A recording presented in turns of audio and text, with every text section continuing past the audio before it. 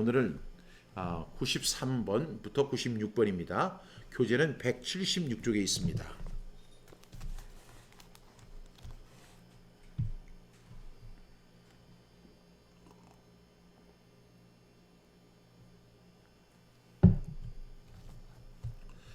누가복음 15장 탕자의 비유에서 우리가 배워야 할 자세는 무엇입니까? 우리 함께 선포하겠습니다. 누가복음 15장 17절부터 20절 말씀. 이에 스스로 돌이켜 이르되 내 아버지에게는 양식이 풍족한 품꾼이 얼마나 많은가. 나는 여기서 줄여 죽는구나. 내가 일어나 아버지께로 가서 이르기를 아버지, 내가 하늘과 아버지께 죄를 지었사오니 이 지금부터는 아버지의 아들이라 일컬음을 감당하지 못하겠나이다. 나를 품꾼의 하나로 보소서 하리라 하고 이에 일어나서 아버지께로 돌아가니라. 아직도 거리가 먼데 아버지가 그를 보고 측은히 여겨 달려가 목을 안고 입을 맞추니. 아멘. 여러분, 우리가 오늘 교재를 보겠습니다. 교재 176쪽입니다. 탕자는 모든 것을 탕진한 후에야 비로소 아버지의 집이 좋은 줄 알았다. 그러나 탕자는 아는 것에 머물지 않았다. 그의 이전의 삶은 타락 그 자체였지만 그가 스스로 아버지의 집으로 돌아가기로 결단한 것에 주의해야 한다. 17절은 이렇게 말한다. 스스로 돌이켜. 이 결단이 탕자를 사랑하는 아들로 회복시킨 것이다. 탕자는 비로소 하늘과 아버지께 죄를 지었다는 사실을 깨달았다. 화랑방탕할 때는 전혀 깨닫지 못한 비밀이었다. 이제 그는 모든 것을 아버지 손에 의탁하기로 결정하고 스스로 아버지께로 돌아오기로 결단한다. 중요한 사실은 아버지는 아들을 기다리고 계셨다는 사실이다. 여러분, 탕자의 비유를 모르는 분들은 아무도 없는 것 같아요.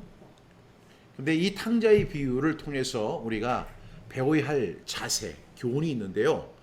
17절에 보니까 이에 스스로 돌이켜 이르되 내 아버지에게는 양식이 풍족한 품꾼이 얼마나 많은가. 나는 여기서 줄여 죽는구나. 이렇게 고백합니다.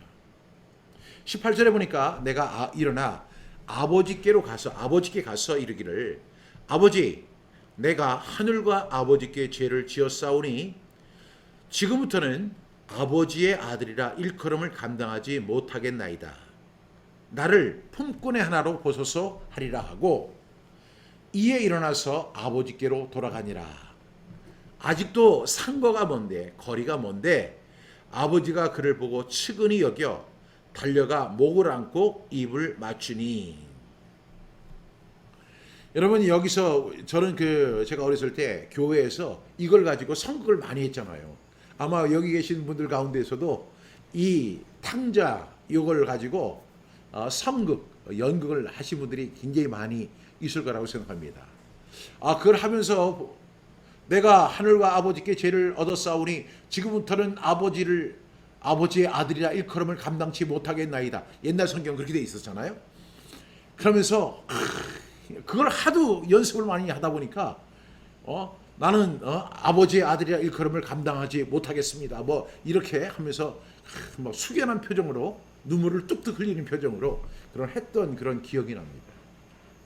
너무나 우리가 잘 아는 내용이에요.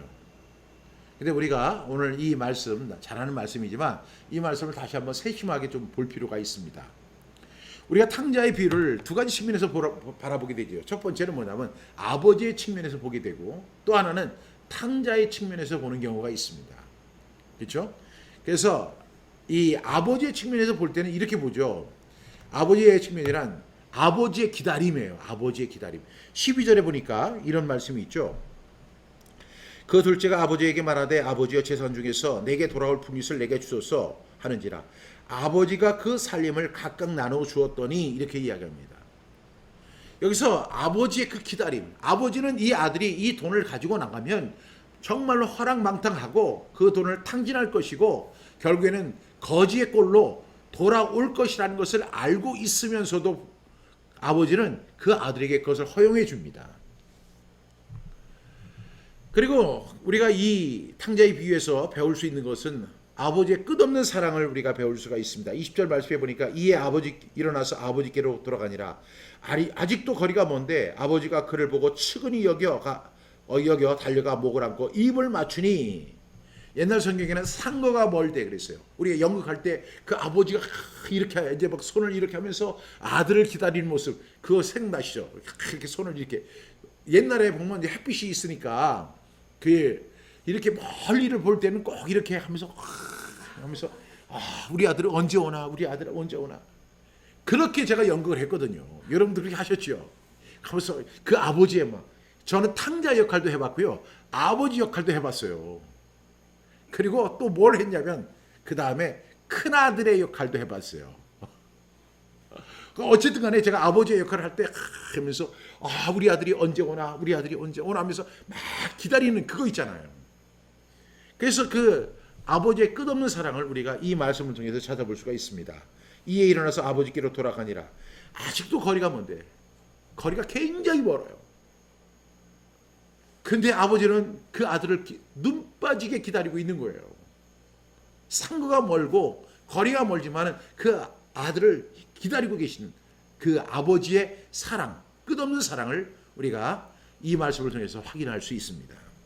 또 우리는 아버지의 회복시킴이 있습니다. 22절 말씀에 보니까 그 아버지는 종들에게 이르되 제일 좋은 옷을 내어다가 입히고 손에 가락지를 끼우고 발에 신을 신기라.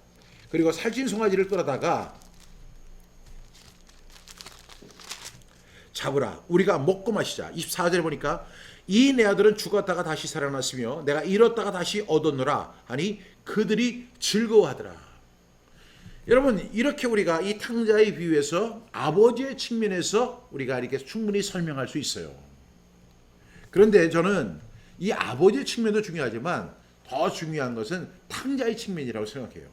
탕자의 측면은 먼저 먼 나라에서 우리가 바라봐야 된다는 거죠. 탕자가 됐습니다. 13절 말씀해 보니까 그 며칠이 안 되어 둘째 아들이 재물을 다 모아가지고 먼 나라에 가 거기서 허랑방탕하여 그 재산을 낭비하더니, 먼 나라에 가서 허랑방탕하여 탕자가 되는 그러한 상황에 처하는 탕자의 모습을 볼 수가 있어요. 그 다음에 이제 탕자가 되니까 돈이 다 떨어지고 친구들도 다 떠났습니다.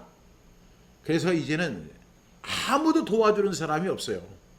그래서 죽여 죽는 그런 상황에 처하게 됩니다. 14절부터 그 말씀이 나오죠. 다 없앤 후 그 나라에 크게 흉년이 들어 그가 비로소 궁핍한지라. 그전에는 얼마나 많은 사람들이 있었겠어요. 그 돈을 쓰는 과정 속에는 사람들이 막 너는 나의 친구야, 너는 나의 동생이야, 너는 내 형님이야 하면서 막 그 사람에게 인기 폭발하겠죠. 여러분, 돈이 있고 명예가 있는 사람에게는 사람들이 몰리더라고요. 그 누가 그렇게 이야기했습니까? 전도자가 그렇게 이야기를 했어요. 그런데 또 전도자는 그렇게 이야기합니다. 그가 이제 왕에서 폐위가 되니까 어떻게 되냐면 사람들이 그를 거들떠 보지도 않더라는 것입니다. 이 전도서에 나오는 말씀이에요. 여러분, 우리가 그렇게 권세에 대해서도 관심이 있잖아요. 어떤 사람이 그 권세를 잡았느냐, 막 사람들이 하늘과 땅 아래 가장 인기 있는 사람들이 다 몰려들더라. 전도자는 그렇게 이야기해요. 근데 그 권세가 사라지니까 사람들이 그를 쳐다보지도 않아요. 또 이 전도서 9장에 보면 가난한 지혜자가 있는데, 이 가난한 지혜자가 그 나라를 위기에서 구원합니다. 그러나 아무도 그 사람을 기억하지도 않고 그가 말하는 것에 귀를 기울이지 않습니다. 이것이 현실이에요. 이 탕자가 돈이 있을 때는요, 혼자 쓰지는 않았을 거 아니에요.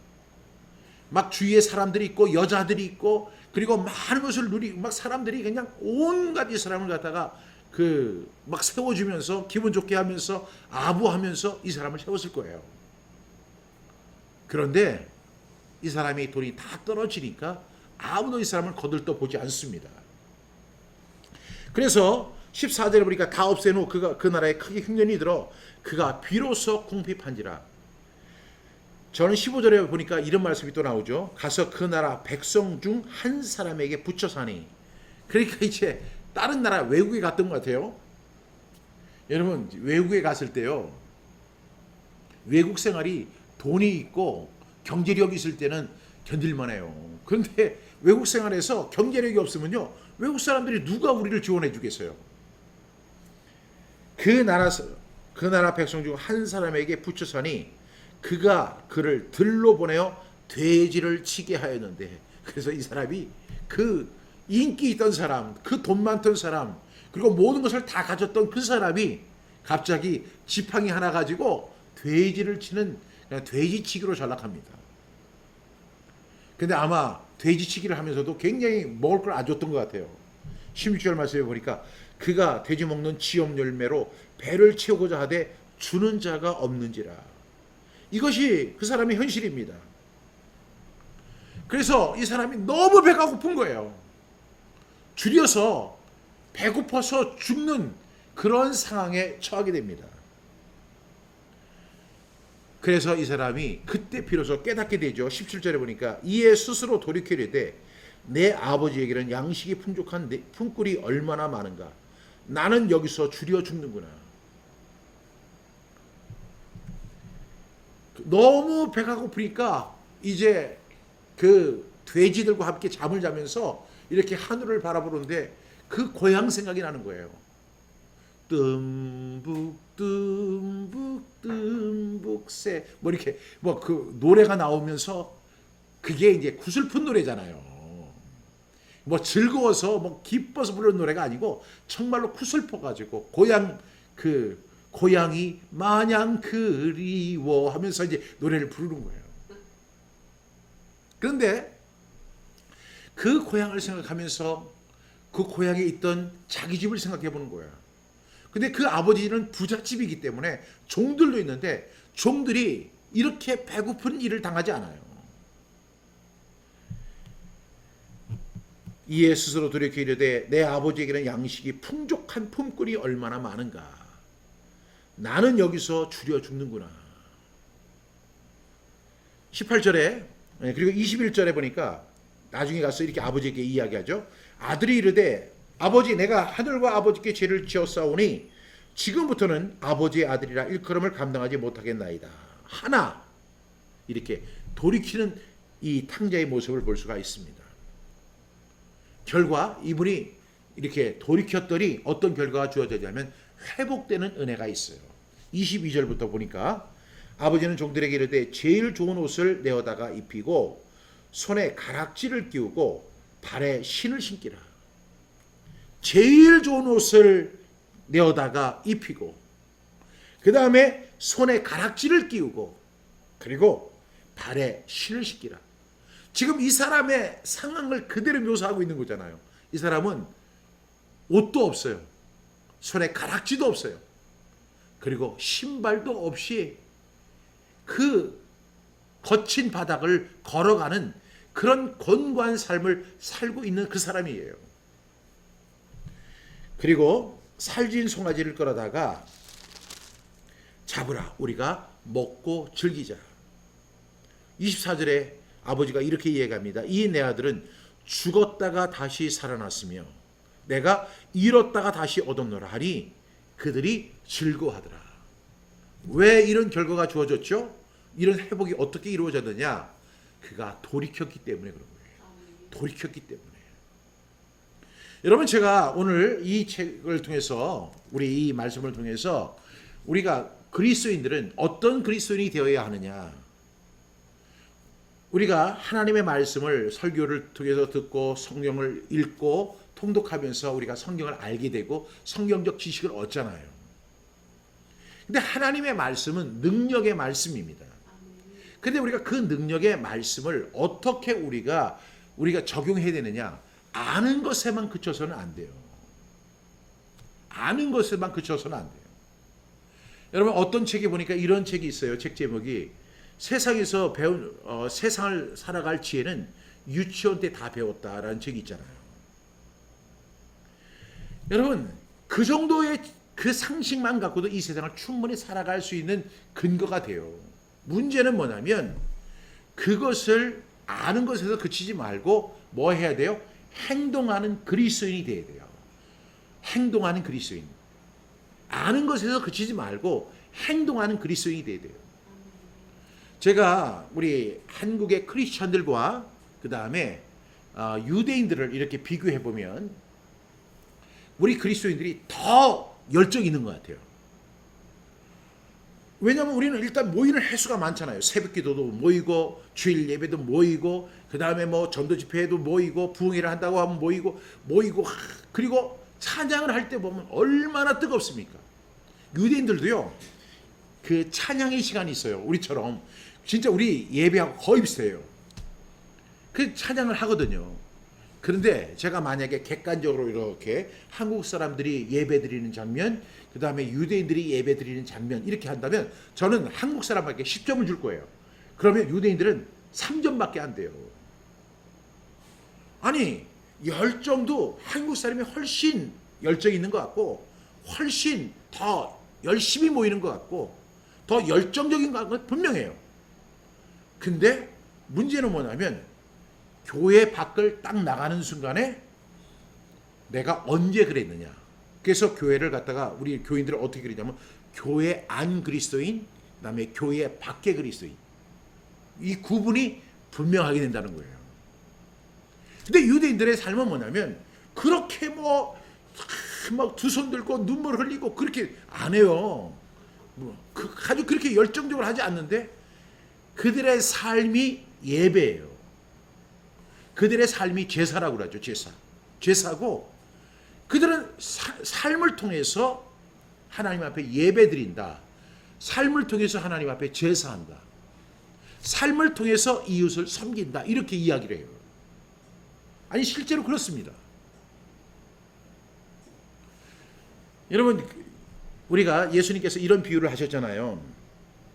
어떤 사람에게 한 달란트, 어떤 사람에게는 2달란트, 어떤 사람에게는 5달란트 이렇게 줬는데 그 사람은 5달란트 받은 사람은 열심히 일을 해서 5달란트를 다시 남깁니다. 2달란트 받은 사람도 열심히 일해서 2달란트를 남깁니다. 그리고 1달란트 받은 사람은 주인은 심지도 않은 데서 거두고 하는 인색한 사람이라고 생각해서 그 돈을 잃어버릴까 봐 그 돈을 땅속에 감춥니다. 여러분 거기서 1달란트라는 돈이 얼마나 큰 돈인 줄 아세요? 제가 한번 말씀을 드렸지만 얼마라고 했죠? 그때? 근 70억에 가까운 돈이에요. 엄청나게 큰 돈이거든요. 근데 예수님이 그 달란트 비유나 열무나 비유를 이렇게 하실 때 아니 이 달란트와 이 열무나를 가지고 사람들이 이게 해석이 분분한 거예요. 그래서 제가 예수님이 왜 여기서는 달란트 비유를 하시고 저기서는 문화로 이렇게 이야기하셨을까? 그게 어디에 있냐면 탈무드에 나오더라고요. 그러니까 그 유대인들은 예수님이 하시는 이야기를 다 이해하는 거예요. 믿지는 않지만 실제로 유대인들은요 달란트를 줍니다. 예를 들어서 제가 사업을 한다고 하잖아요. 그 사업을 한다고 하면 그 랍비한테 가요. 그 랍비한테 가가지고 제가 이러이러한 사업을 하려고 합니다. 그러면 예산이 얼마입니까? 이렇게 물어봐요. 그러면 예산이 제가 지금 1억입니다. 이렇게 하면 그 랍비가요 그 사람에게 1억을 줍니다. 그러면 그 1억을 가지고 장사하여 일을 남기라고 이렇게 이야기해요. 그런데 그 이야기가 바로 예수님이 하셨던 이야기. 그러면 예수님은 2000년 전 분인데 예수님이 그 하셨던 이야기가 어디에 담겨져 있냐면 탈무드에 담겨져 있어요. 그러니까 탈무드에 있는 내용.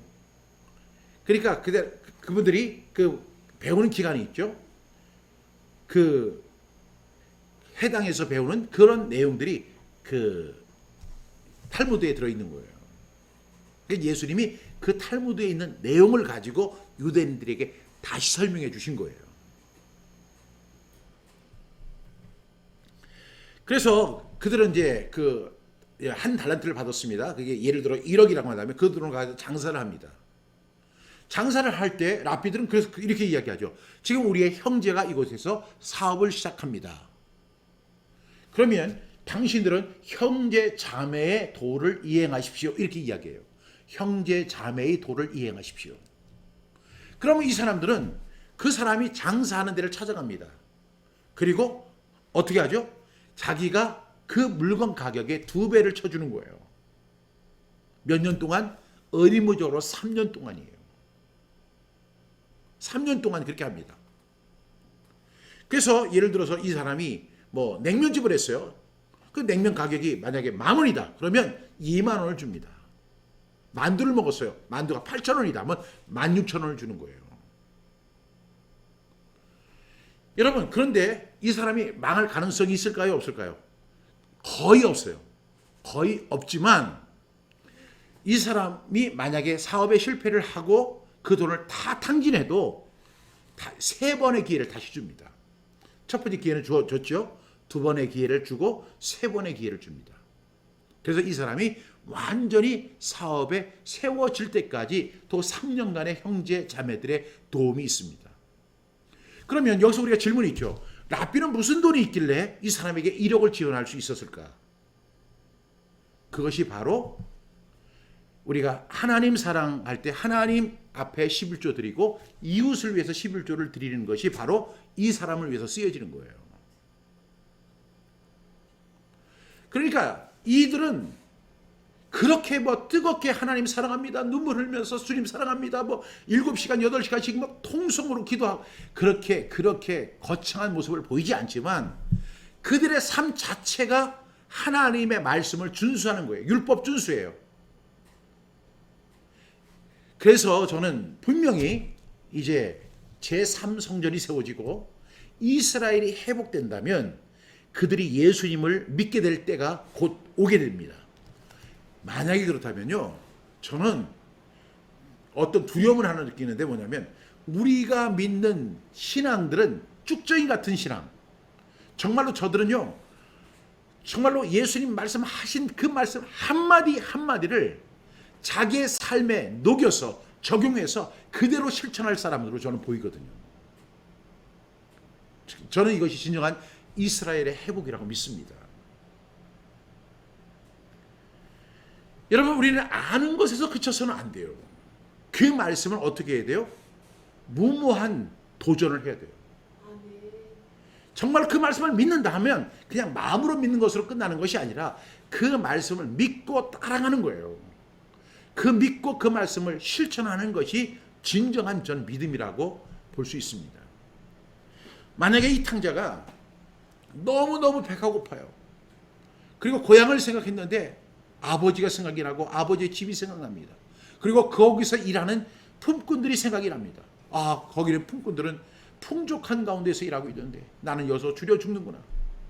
그렇지만 나는 돌아갈 수 없어. 나는 돌아가지 않을 거야. 차라리 내가 여기서 죽고 많은 한이 있더라도 나는 안 돌아갈 거야. 그리고 나서 돼지를 치다가 결국 먹지 못해서 병이 들었다가 그 객지에서 죽어버렸어요. 얼마나 안타까운 일이에요. 아버지는 나를 용서하지 않을 거야. 그 아버지의 재산을 탕진한 나를 아버지가 받아들일 리가 없지. 나는 절대로 아버지한테 돌아가지 않을 거야.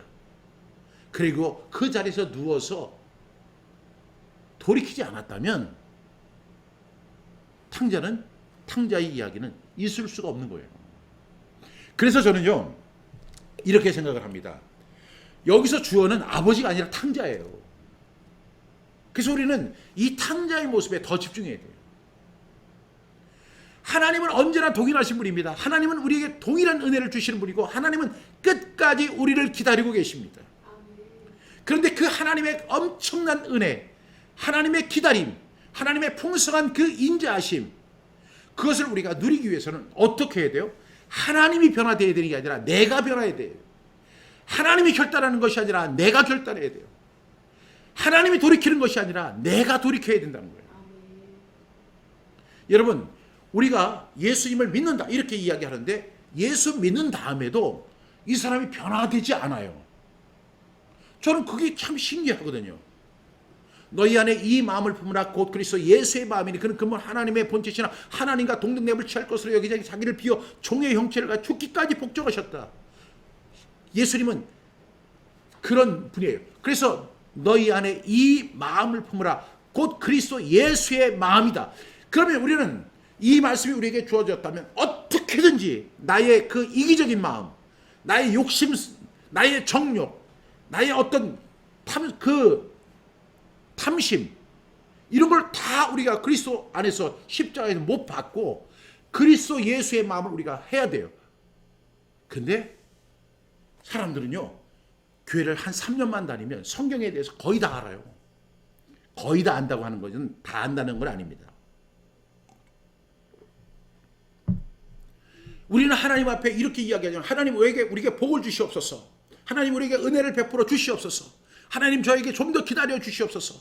하나님 저에게 한 번 더 기회를 주시옵소서. 하나님은 항상 기회를 더 주시고 하나님은 항상 기다리고 계시고 하나님은 악인과 성인에게 동일한 은혜를 내려주시고 하나님은 오늘도 참고 기다리고 계시는 거예요. 하나님이 변해야 할 것은 하나도 없어요. 내가 변해야 돼요.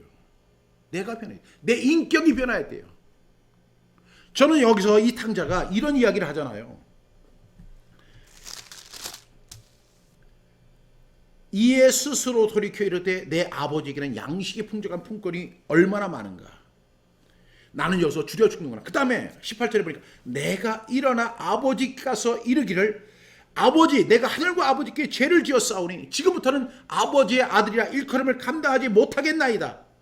나를 품꾼의 하나로 써주소서. 이렇게 이야기합니다. 우리는 하나님의 측면에서 이 말씀을 이해하는 것보다 우리는 하나님의 인자하심에 대해서 알지요. 하나님의 오래 참으심에 대해서도 압니다. 하나님의 변하지 않는 속성에 대해서도 우리는 잘 압니다. 하나님은 우리를 사랑하셔서 독생자 예수님을 보내주셨다는 그 사실은 영원히 변하지 않습니다. 그런데 마치 우리는 하나님이 변해야 하는 것처럼 그렇게 주장하는 경우가 너무 많아요. 하나님은 우리에게 복을 주시기 위해서 스탠바이를 하고 계세요. 지금도. 그런데 그 하나님이 복을 안 주시는 것이 아니라 하나님은 복을 주시길 원하는데 우리가 신명기 28장에 보니까 내가 내 하나님 여호와의 말씀을 삼가 듣고 그의 모든 명령을 지켜 행하면 내 하나님 여호와께서 너를 세계 모든 민족 위에 뛰어나게 할 것이라. 네가 내 하나님 여호와의 말씀을 청종하면 이 모든 복이 내게 임하며 내게 이르니. 우리가 청종해야 돼. 청종. 그 하나님의 말씀에 청종하고 그 하나님의 말씀을 삼가 듣고 그 말씀을 지켜 행하는 그때 하나님께서 너를 세계 머리가 되게 하고 그 다음에 복을 주시겠다. 근데 우리는 아무것도 하지 않고 우리는 결단하지도 않고 하나님 앞에 복 주세요. 하나님 은혜 주세요. 하나님 좀 더 기다려 주세요. 하나님 좀 더 기회를 주세요. 하나님 저에게 더 긍휼히 여겨주세요. 이렇게만 얘기를 하는 거예요. 마치 가만히 들어보면 나는 변할 것이 없는데 하나님은 변해야 돼. 나는 복을 받을 자격이 없어도 하나님 복 주셔야 돼. 나는 변화되지 않아도 하나님은 참고 인내하셔야 돼. 나는 하나님 말씀을 거역해도 하나님 무조건 용서하셔야 돼. 이렇게 생각하는 저는 측면이 있는 거예요. 이게 문제인 거예요. 우리는 탕자마다 못한 사람이에요. 그런 면에서 내가 하늘과 아버지께 죄를 지었습니다. 이제는 아버지 아들이라 일컬음을 감당하지 못하겠습니다. 이런 절절한 심정이 우리에게 있어야 되는데 하나님은 오늘도 이 말씀을 통해서 우리가 분명히 볼 수 있는 것은 하나님은요 변동이 없어요. 하나님은 진리세요. 하나님이 움직이는 게 아니에요. 하나님이 우리의 모든 문제를 회복시켜주는 것은 내가 스스로 돌이켜서 아버지께 가서 아버지 내가 아들과 아버지께 죄를 지었습니다 하고 무릎을 꿇고 용서를 구하고 그 아버지의 뜻을 다시 실행하겠습니다라고 제가 다시 결단하고 결정할 때 그때부터 아버지가 이렇게 이야기합니다. 아버지는 종들에게 이르되 제일 좋은 옷을 내어다가 입히고 손에 가락지를 끼우고 발에 신을 신기라. 회복이 일어나는 거죠. 저는 이 탕자의 비유를 우리가 너무너무나 잘 알고 있는데 이 말씀을 알고 있으면서도 단 하나도 내가 변화되지 않으려고 하는 거예요. 제가 지금 쓰고 있는 영적 빅뱅이라는 책에서 제 18가지 제약이 나오잖아요. 그 18가지 제약을 제가 보면서 이 문제, 이 18가지 그 제약에서 떠나려고 하는 결단이 나에게 있어야 돼요. 그 몸부림이 있어야 돼요. 스스로 돌이키려고 하는 결단이 나에게 있어야 돼요. 그때 하나님께서 나에게 은혜를 주시고 복을 주시고 회복시켜 주시고 그리고 정말 하나님께서 나를 정말로 복을 내려주시는 은혜를 우리가 체험하게 될 줄로 믿습니다. 우리의 기도를 한번 점검해 보세요. 나의 기도를 한번 점검해 보세요. 내가 하나님 앞에 드리는 기도가 어떠한 기도인가? 내가 변화되지 않고 하나님을 변하게 하려고 하고 내가 움직이지 않고 하나님을 움직이게 하고 내가 복을 받을 자격이 없으면서도 하나님의 복을 갖다 얻으려고 하고 내가 잘못을 하면서도 하나님의 무조건적인 용서만을 바라고 있는 내 모습 여전히 교만해요. 여전히 자기중심적이에요. 그것을 깨는 것이 뭐냐면 바로 전도서의 말씀이에요. 제가 요즘에 전도서 강해를 하면서요. 제가 엄청 깨지고 있어요. 다시는 전도서 강해 하지 않겠다. 이런 생각이 막 들어요. 그리고 전도서 강해를 듣던 사람들이 다 중간에 나가버려요. 왜냐하면 좋은 약은 입에 쓰잖아요. 충언은 고의, 기회는 거슬리는 거예요. 누가 이 세상에서 지금 거슬리는 이야기를 들으려고 하겠습니까? 누가 당신 잘 될 거야. 하나님께서 복 주실 거야. 당신이 정말 하나님 앞에 믿고 기도하면 하나님 당신의 기도를 다 응답해 주실 거야. 뭐 이렇게 이야기한다면 아니 얼마나 힘이 되고 얼마나 소망이 넘쳐. 그런데 그거는 이 세상에서 밖에 유효기간이 없어요. 하나님 나라에는 절대 그거 통하지 않습니다. 여러분 어떻게 생각하세요? 하나님은 스스로 속이지 마라. 하나님은 만홀히 여김을 받으시지 않아요. 업신여김을 당하는 분이 아니에요. 그냥 술에 술 탄 듯 물에 물 탄 듯 그렇게 하고 나서도 여러분 교회만 나오면 됩니다. 기도만 하면 됩니다. 하나님 앞에 예배에 참석하면 됩니다. 주일을 서서만 하면 됩니다. 그거 아무것도 아니더라고요. 제가 교회를 나가지 말라는 것도 아니고 헌금을 드리지 말라는 것도 아니고 근데 그것은 하나의 종교 생활의 모습이지 진정으로 하나님을 기쁘시게 하고 진정으로 회복이 되고 진정한 복을 받기 위해서는 하나님이 변해야 되는 게 아니라 내가 변해야 되는 거예요. 저는 탕자가 굉장히 위대한 사람이라고 생각해요. 왜? 여기서 보니까 스스로 돌이켰다는 거예요. 여러분 여전히 교만하지 않으세요? 여전히 자기중심적 아니십니까? 여전히 이기적이지 않으세요? 여전히 자기만 사랑하지 않으세요? 제가 이 디모데전서 디모데후서죠. 네.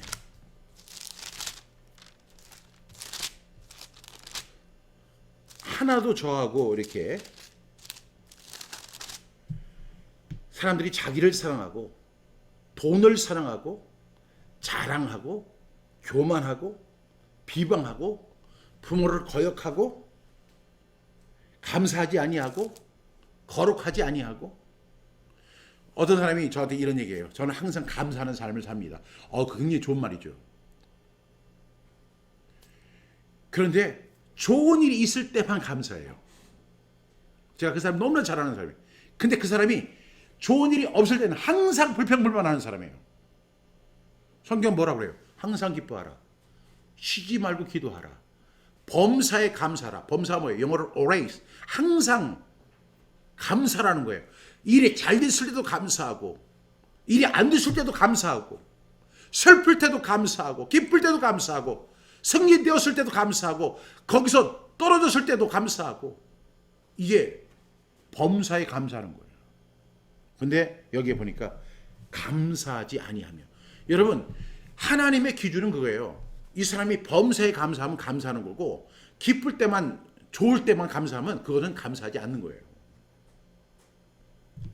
무정하며 원통함을 풀지 아니하며 모함하며 절제하지 못하며 사나우며 선한 것을 좋아하지 아니하며 배신하며 조급하며 자만하며 쾌락을 사랑하기를 하나님 사랑하는 것보다 더하며. 근데 제가 이 18가지 제약을 이렇게 쭉 제가 이렇게 분석을 이렇게 하다 보니까 그러면 이 18가지를 극복하는 방법이 뭘까? 이 18가지의 은밀한 죄를 요거는요 절대 티가 안 나요. 왜냐하면 제가 누가 배신하고 조급하고 이런 것들은 조금 하지만 자만하며 뭐 쾌락을 사랑하기를 하나님보다 사랑, 그걸 갖다 사람들이 어떻게 측정하겠어요? 몰라요. 그래서 은밀한 죄예요. 제가 이 18가지 죄악을 어떻게 극복할 수 있는 방법이 있을까? 그 해답이 바로 갈라디아서 5장 22절부터 23절이에요. 그리스도 예수의 사람은 그 정욕과 탐심을 십자가에 못 박았는 거예요. 그러면 그 다음에 보니까 오직 성령의 열매는 그 사랑과 희락과 화평과 오래 참음과 자비와 양성과 충성과 온유와 절제, 이게 바로 요 18가지를 대체하는 하나님의 법이에요. 이 18가지가 우리의 일상적인 은밀한 죄라면 그것이 아닌 이것을 극복했을 때 나타난 열매가 바로 사랑, 희락, 화평, 오래 참음. 여기 보니까 조급하면인데 오래 참는다고 했잖아요. 그러니까 이 18가지를 완전히 대체시키는 열매들이 바로 성령의 9가지 열매들라는 거죠. 그러니까 우리는 성령의 9가지 열매를 맺어야 돼요. 그럼 어떻게 우리가 성령의 9가지 열매를 맺을 수 있을까? 그 전에 있는 말, 아니 그 다음에 있는 말씀이죠. 그리스도 예수의 사람들이 되어야 되고, 두 번째는 뭐 해야 돼요? 자기의 정욕과 탐심을 어디에 박아야 돼요? 내 의지로 되는 게 아니에요. 십자가에 못 박는 거예요. 십자가. 우리는 십자가를 바라봐야 돼요. 나를 위해서 죽으신 그 십자가를 바라봐야 돼요. 십자가를 바라보면서 그 십자가, 그 영역의 십자가, 그 십자가가 나의 십자가라는 사실을 우리가 다시 한번 새기는 거예요. 그 십자가에 못 박아야 돼요. 그럴 때 우리가 뭐가 나와요? 성령의 9가지 열매들을 맺게 됩니다.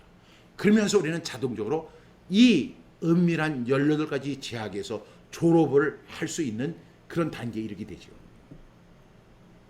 여러분, 이러한 모든 일들을 우리가 지식적으로는 다 이해할 수 있어요.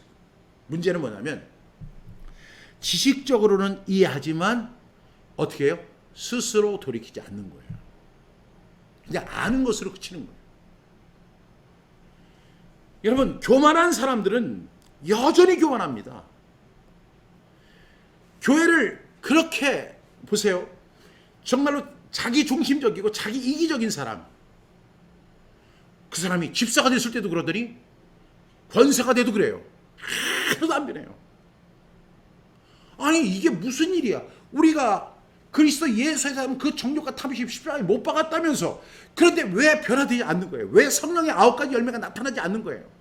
스스로 돌이키지 않았기 때문에 그런 거예요. 아무 돌이키지 않습니다. 아, 그러니까 이런 이야기 많이 듣잖아요. 아이고, 권사가 더 그래. 아우, 집사가 더 그래. 장로들이라는 게 더 그래. 목사들이라는 게 더 그래. 세상 사람들보다 더 악해. 어떤 사람이 저한테 이런 이야기를 해요. 제가요, 지금까지 사기를 3번 당했는데 다 교회 장로들한테 당했어요.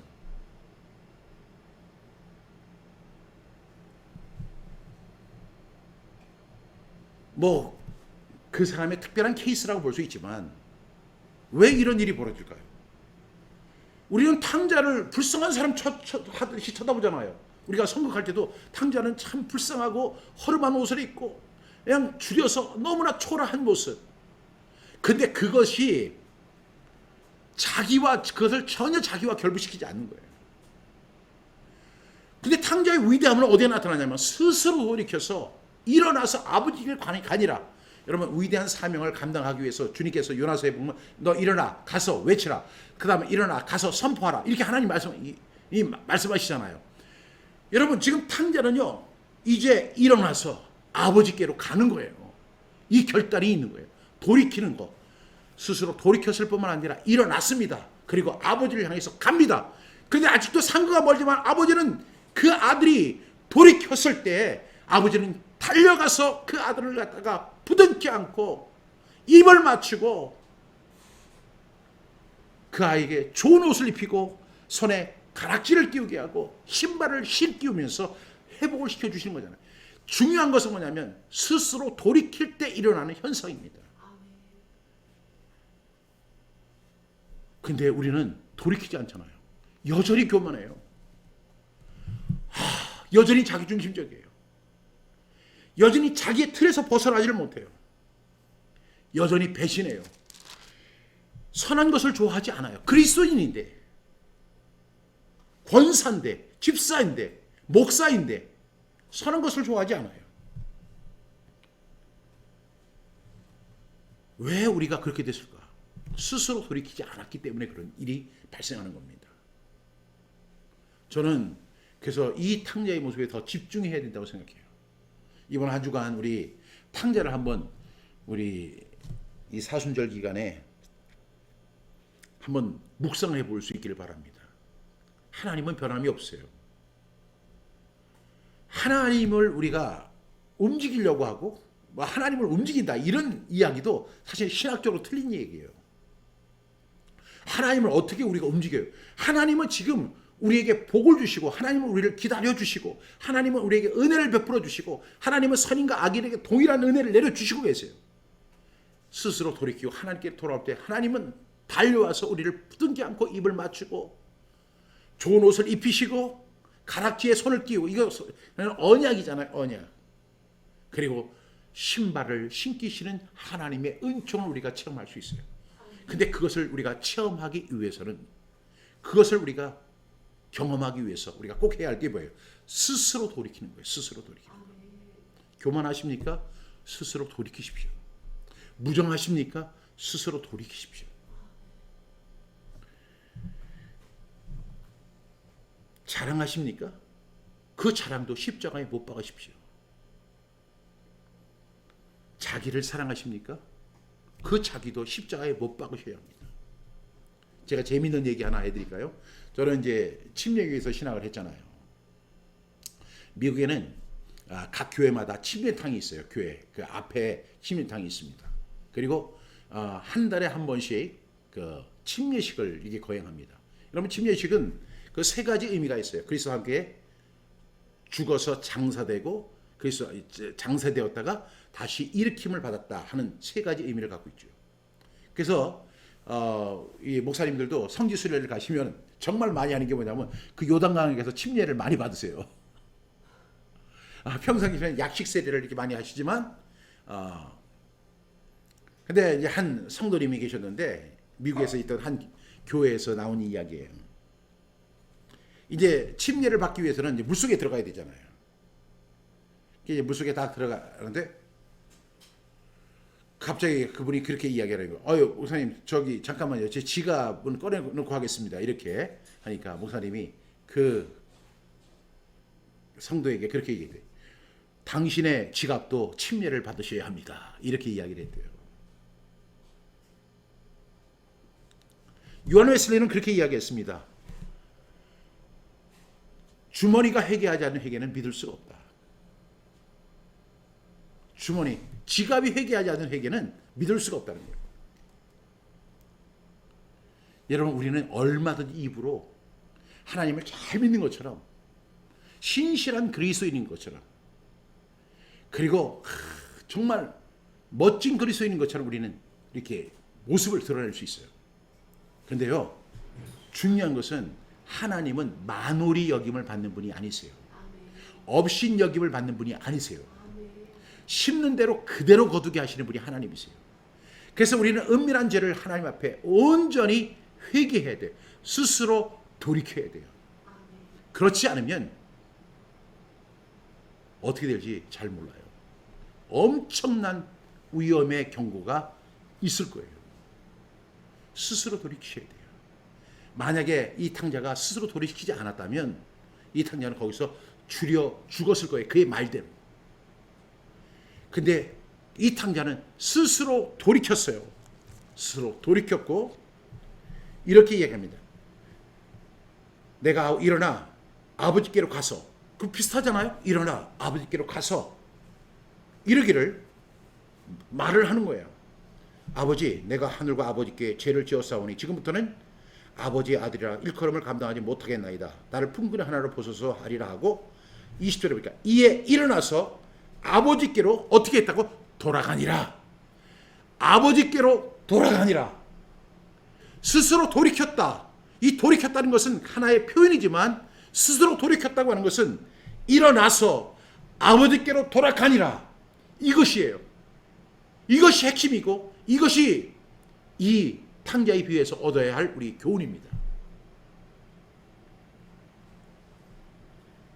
근데 20절에 보니까 정말로 은혜로운 말이 있죠. 이에 일어나서 아버지께로 돌아가니라.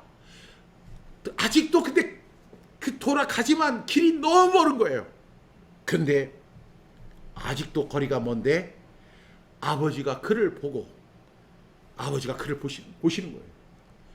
일어나서 아버지께로 가는 그 모습을 아버지가 보는 거예요. 그리고 측은히 여기십니다. 그리고 달려가서 목을 안고 입을 맞추십니다. 이게 하나님의 사랑이에요. 하나님은 언제나 동일하신 거예요. 어떤 사람이 하나님, 제가 이런 죄를 지난 한 주 동안 지었습니다. 하나님 용서하여 주시옵소서. 이것은 우리가 일상적인 기도의 모습에서 나타나는 거지만 실제로 우리가 어떻게 해야 돼요? 일어나서 아버지께로 가니라. 이것이 중요한 거예요. 내가 죄를 지었다면 이제는 어떻게 해야 돼요? 그 죄를 아버지께 가서 고하기도 해야 되지만 그것을 위해서 스스로 돌이켜야 돼요. 그래서 그것이 우리 속에서 일어날 때 진정한 변화가 일어난다고 저는 믿습니다. 오늘 우리는 탕자의 비유에서 이 주어가 아버지가 아닌 탕자라는 사실을 다시 한번 재발견합니다. 그리고 우리는 아버지의 모습, 하나님의 모습에 우리가 집중할 것이 아니라 하나님은 언제나 동일하시다니까요. 언제나 기다리고 계시다니까요. 언제나 은혜를 베풀고 계시다니까요. 언제나 복을 주시기 위해서 스탠바이 하고 계시다니까요. 내 말씀을 청종하면 이 모든 복이 내게 임하면 내게 이르리니, 하나님께서 복이 임하게 하려고 하는 복을 지금 들고 대기하고 계시는 거예요. 근데 그 복을 받을 스스로 돌이킴이 우리에게는 없다는 거죠. 여러분, 진정한 변화가 내 속에서 일어날 수 있는 것은 스스로 돌이켜야 돼요. 교만에서부터, 자만심에서부터, 자랑함에서부터, 무정함에서부터, 이기적인 생각에서부터, 욕심에서부터, 그 정욕에서, 탐심에 이르기까지 우리는 어떻게 해야 돼요? 스스로 돌이켜서 아버지께로 일어나서 가야 돼요. 이것을 사하시고 용서하시고 회복시켜 주시고 복을 주시는 분은 하나님이시니까요.